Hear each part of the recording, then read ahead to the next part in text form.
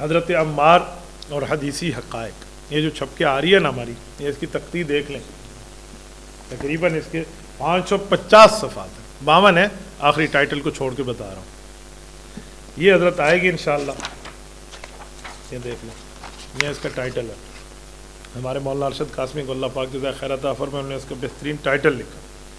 اور اس حدیث پاک کی کتاب کا نام ہے الفیض المدرار فی تحقیق حدیث عمار۔ یہ حضرت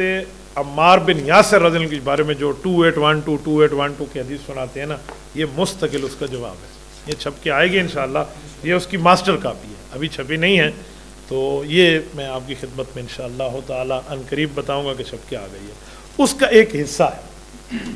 ٹھیک ہے۔ یہ الگ ہم نے عوام کے لیے بھی تحریر کر دی ہے۔ اس کتاب کا نام ہے قاتل عمار کون،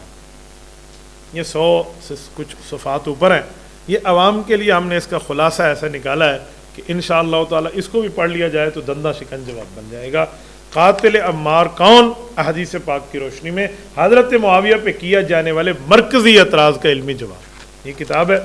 یہ میں آپ کے سامنے رکھتا ہوں، آپ اس کو بطور سبق سمجھیے۔ ابھی تک تو میں حضرت حسین کی کتاب سے پڑھ رہا تھا، یہ بھی آ رہی ہے حضرت، یہ لوگوں میں حسین ہوں، یہ حضرت حسین کے بارے میں ہے، اور یہ دوسری جلد ہے، دوسری جلد، اس کی 5 جلدیں ہوں گی انشاءاللہ۔ یہ ابھی اس کی تیسری جلد پہ کام شروع ہے۔ حضرت آپ حیران ہوں، قائد ملت اسلامی حضرت مولانا فضل الرحمان دامت برکاتہ ہم نے 3 مہینے مجھ سے اس کو لیا، ایک مسودہ پڑھا، پھر ایک مسودہ ادھر ادھر ہوا، تو دوسرا منگا تو پڑھا،